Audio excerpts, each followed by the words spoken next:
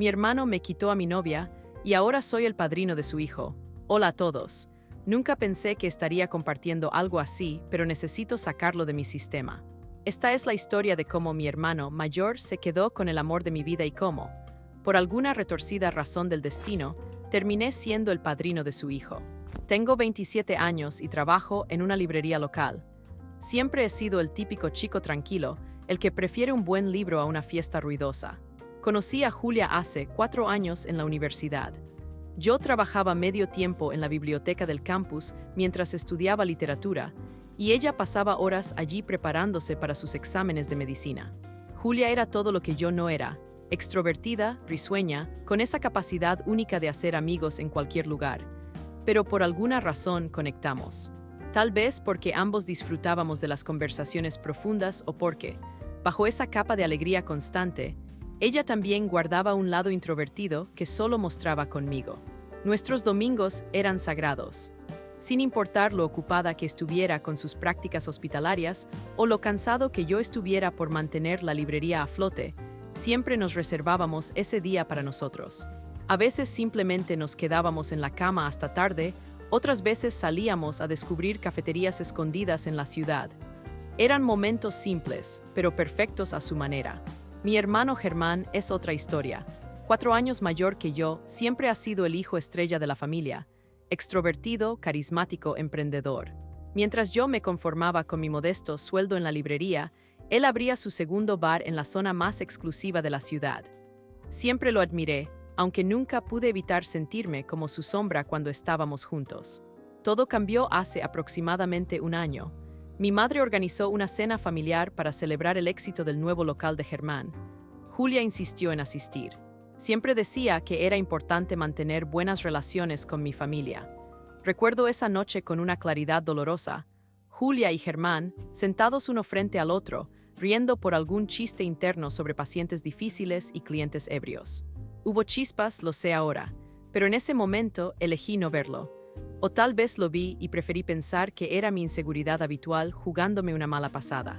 Las siguientes semanas Julia empezó a comportarse de forma extraña. Cuando le propuse que consideráramos mudarnos juntos después de 4 años de relación, se volvió evasiva. Es un paso importante, Esteban. Necesito tiempo para pensarlo, me dijo, aunque llevábamos hablando de eso durante meses. Germán también comenzó a actuar diferente. Antes me invitaba constantemente a su bar, orgulloso de mostrarme cómo había convertido un local vacío en el punto de encuentro más popular del barrio. De repente, las invitaciones cesaron. Estoy muy ocupado con la expansión, hermano. Te llamaré cuando las cosas se calmen, era su excusa constante. Lo curioso es que Julia seguía frecuentando el bar. Es para apoyar el negocio familiar, decía. Además, me viene bien un trago después de turnos de 36 horas en el hospital. Yo le creía o quería creerle. Hasta que un domingo, mientras ella estaba en la ducha, su teléfono vibró junto a mí. Nunca había revisado sus mensajes, ni siquiera por accidente, pero el nombre de Germán en la pantalla encendió todas mis alarmas. El mensaje decía: extraño tenerte aquí, el bar se siente vacío sin tu risa, sigues en pie para mañana. Cuando la confronté, Julia juró que solo estaba ayudándole con un problema médico. Tu hermano tiene erupciones extrañas en el brazo, probablemente por estrés. Me pidió que le echara un vistazo antes de ir a un dermatólogo. No quería preocuparte con tonterías, explicó. Su historia sonaba plausible, pero había algo en sus ojos que no coincidía con sus palabras. 2 semanas después, Julia terminó nuestra relación. No hubo gritos ni lágrimas, solo un necesito espacio que sonó tan ensayado como vacío. Se llevó sus cosas del apartamento que compartíamos ocasionalmente y desapareció de mi vida. Por 2 meses me sumergí en el trabajo y en la autocompasión. No contestaba llamadas de amigos, mucho menos de familiares. Hasta que un domingo, scrolleando Instagram, algo que rara vez hacía, la vi. Una foto de Germán y Julia abrazados frente al bar, con una puesta de sol perfecta de fondo. El texto decía: a veces la vida sorprende con quien menos imaginas. Los hashtags hablaban de amor nuevo y segundas oportunidades. No recuerdo mucho de ese día, solo que bloqueé a ambos en todas las redes sociales y que bebí hasta quedarme dormido en el suelo de mi sala. A la mañana siguiente tenía 15 llamadas perdidas de mi madre. Tienes que ser maduro, hijo, me dijo cuando finalmente contesté. Las cosas pasan por algo y Germán ha estado muy solo desde su divorcio. No puedes culparlos por encontrar consuelo el uno en el otro. Me mudé a un apartamento más pequeño al otro lado de la ciudad. Dejé de asistir a las reuniones familiares. Me enfoqué en la librería, que finalmente comenzaba a dar beneficios gracias a un rincón de café que había implementado. La vida seguía, aunque yo me sentía estancado en ese domingo de Instagram. Actualización 1. 6 meses después, recibí algo inusual en mi buzón, una carta física. Era una invitación en papel grueso y elegante para el bautizo del bebé de Germán y Julia. Mi madre llamó esa misma tarde. Tuvieron un niño precioso hace 2 meses, dijo como si yo debiera estar al tanto. Lo llamaron Esteban, como tú. El mundo pareció detenerse por un instante. Un bebé con mi nombre, las fechas no cuadraban. Si el niño tenía 2 meses, eso significaba que Julia estaba embarazada cuando terminó conmigo. O peor aún, cuando todavía estábamos juntos. No iré, le dije a mi madre con una firmeza que no sentía. La familia debe mantenerse unida, hijo, insistió ella con ese tono que usaba cuando no aceptaría un no por respuesta. No se trata de ellos, se trata de tu sobrino, de tu ahijado. ¿Mi qué?, pregunté sintiendo que me faltaba el aire. Germán quiere que seas el padrino. Dice que nadie mejor que tú para guiar a su hijo. Contra todo instinto de supervivencia, asistí al bautizo. La ceremonia se realizó en la misma iglesia donde fuimos bautizados Germán y yo, un detalle que no pasé por alto. Mi hermano me recibió con un abrazo demasiado largo, como si fuéramos viejos amigos, reencontrándose después de una separación voluntaria. Gracias por venir, hermano, me dijo al oído. Significa mucho para nosotros. Julia estaba radiante sosteniendo al pequeño Esteban. Se acercó a mí con una sonrisa tímida, como si no supiera exactamente cómo comportarse. Está hermoso, dije mirando al bebé porque no sabía qué más decir. Y era verdad, tenía los mismos ojos grandes y curiosos de Julia, pero la nariz y el mentón de la familia paterna. Mi familia, durante la ceremonia, cuando el sacerdote me llamó para cumplir mi rol como padrino, me sentí como un actor en una obra absurda. Asentí en los momentos indicados, recité las promesas que me leían, pero me sentía completamente desconectado de la situación. ¿Cómo había llegado a esto? ¿Por qué lo estaba permitiendo? Después de la ceremonia, durante la pequeña recepción en casa de mis padres, salí al jardín para tomar aire. La casa estaba llena de rostros conocidos que me miraban con una mezcla de compasión y curiosidad. El hermano traicionado podía leer en sus expresiones. Julia me encontró junto a la fuente donde jugábamos de niños. Gracias por aceptar ser su padrino, dijo sentándose a mi lado. Sé que esto no es fácil para ti. ¿Por qué lo hicieron?, pregunté sin mirarla. ¿Por qué ponerle mi nombre? ¿Por qué hacerme padrino sin siquiera consultarme antes? Ella suspiró profundamente. No puedo explicar exactamente lo que pasó entre Germán y yo. No fue planeado, te lo juro, simplemente sucedió. Mientras estabas conmigo, insistí. No físicamente, respondió rápidamente, pero emocionalmente me confundí. Cuando me di cuenta de lo que sentía, terminé contigo. No quería engañarte. Sus palabras sonaban sinceras, pero también ensayadas, como si hubiera repasado esta conversación muchas veces en su cabeza. En cuanto al nombre y el padrinazgo, fue idea de Germán. Dijo que era su forma de mantener una conexión entre ustedes. De honrarte, solté una risa amarga. Vaya forma de honrarme. Aún pienso en ti, ¿sabes?, confesó en voz baja. En lo que podría haber sido. En los domingos, no respondí.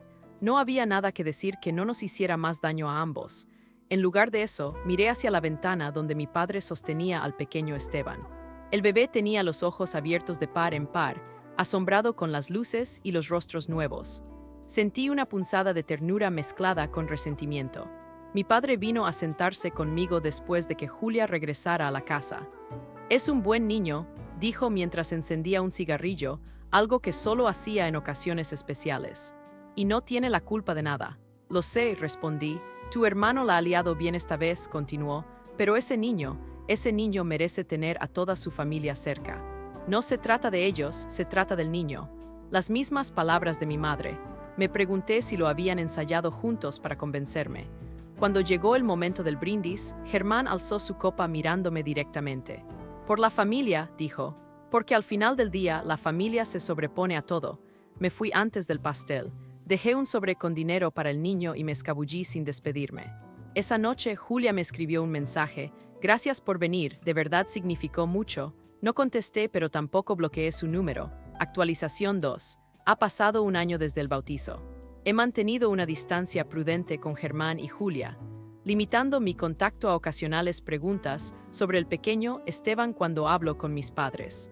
La librería prosperó tanto que contraté a un ayudante, lo que me dio tiempo para retomar la escritura, algo que había abandonado desde la universidad. Una tarde lluviosa, mi teléfono sonó mostrando el número de Germán. Estuve a punto de ignorarlo, pero algo me hizo contestar. «Necesito verte», dijo sin saludar. Su voz sonaba extraña, temblorosa. «¿Qué pasa?», pregunté, alarmado a pesar de todo. «Prefiero decírtelo en persona. ¿Puedes venir a casa?». Acepté encontrarnos en una cafetería a medio camino entre su casa y la mía. No me sentía preparado para entrar en el hogar que compartía con Julia. Cuando llegué, Germán ya estaba sentado en una mesa del fondo. Lo primero que noté fue el bastón apoyado en la silla junto a él. Lo segundo, lo mucho que había envejecido en apenas un año. Tenía ojeras profundas y había perdido peso. «Gracias por venir», dijo mientras me sentaba. «No estaba seguro de que lo harías». «¿Qué ocurre?», pregunté, yendo directamente al grano. Respiró hondo antes de hablar. «Tengo esclerosis lateral amiotrófica», dijo finalmente. «Ela, me diagnosticaron hace 3 meses. Sentí como si me hubieran arrojado un balde de agua fría. La LA era una sentencia, todos lo sabíamos. Una progresiva pérdida de control sobre tu propio cuerpo hasta que ya no puedes hacer nada por ti mismo. Ya perdí movilidad en la pierna izquierda», continuó. «Los médicos dicen que está avanzando rápido. En 1 año podría estar en silla de ruedas. En 2, bueno, ya sabes». No supe qué decir. El resentimiento que había cultivado durante tanto tiempo parecía insignificante ante la noticia. «Julia lo sabe», asintió. «Está siendo fuerte por el niño. Pero las cosas no han ido bien entre nosotros desde hace tiempo. Vive conmigo, cuida de mí, pero está distante. Creo que no me ha perdonado por cómo manejé todo». «¿A qué te refieres?». Germán tomó un sorbo de su café antes de continuar. «He estado pensando mucho últimamente, tratando de arreglar cosas antes de que sea demasiado tarde. Y lo primero eres tú, hermano», lo miré expectante. «Lo que te hicimos fue imperdonable», admitió, «pero quiero que sepas la verdad, siempre te he envidiado». «¿Tú? ¿Envidiarme a mí?», pregunté incrédulo. «Toda la vida. Tú siempre fuiste el inteligente, el sensible, el bueno. Yo era el exitoso, sí, pero lo logré siendo implacable, pisoteando a otros. Tú construiste algo desde el corazón, y luego estaba Julia. ¿Qué pasa con ella? Se enamoró primero de ti, por supuesto, pero cuando la conocí me propuse conseguirla. Insistí, la busqué, la bombardeé con atenciones hasta que dudó. No me enorgullezco de eso». Sus palabras me golpearon con fuerza. Siempre había imaginado que Julia se había enamorado perdidamente de él a primera vista, que había sido algo inevitable, casi romántico en su tragedia. Pero esto era calculado. «Cruel, ¿por qué me dices esto ahora?», pregunté con la voz tensa. «Porque estoy muriendo, Esteban, y necesito que sepas que nombré al niño como tú por culpa, no por homenaje. Fue mi forma retorcida de mantenerte cerca, de recordarnos a ambos lo que hicimos». Miró por la ventana, hacia la lluvia que caía con más fuerza. «Julia nunca fue completamente feliz conmigo. Siempre supo que lo que hicimos estuvo mal. Y ahora tiene que cargar no solo con esa culpa, sino con un marido que se está muriendo». «¿Qué quieres de mí, Germán?», pregunté, agotado emocionalmente. «Quiero pedirte que si algo me pasa, cuides del niño, no como padrino, sino como alguien que sí sabe amar. Sin resentimientos, sin culpa. Ese niño no tiene la culpa de nada de esto. No sé si puedo prometerte eso», dije honestamente. «No te pido una respuesta ahora, solo piénsalo». Nos despedimos con un abrazo incómodo. Mientras lo veía alejarse, apoyándose en su bastón, me pregunté si alguna vez podría perdonarlo realmente. Germán murió 7 meses después de nuestra conversación en la cafetería. La LA avanzó más rápido de lo que los médicos habían previsto. No sufrió al final. Un paro respiratorio se lo llevó mientras dormía. El funeral fue pequeño, principalmente familia y algunos amigos cercanos. Julia estaba allí con el pequeño Esteban, que ya caminaba y balbuceaba algunas palabras. El niño me miró con curiosidad, como si intentara ubicarme en su pequeño mundo. «Pa», dijo señalándome. Julia lo corrigió suavemente. «No, cariño, es tío Esteban». Después del funeral, Julia me informó que se mudaría con el niño a otra ciudad, donde le habían ofrecido un puesto en un hospital importante. «Germán dejó una carta para ti», dijo entregándome un sobre. «Y Esteban hizo esto». Era un dibujo infantil, palitos y círculos que apenas formaban dos figuras tomadas de la mano. Abajo Julia había escrito: Tío Esteban y yo. La carta de Germán era breve: hermano. Perdóname por todo, cuida de ellos si puedes, si quieres, o al menos no los olvides.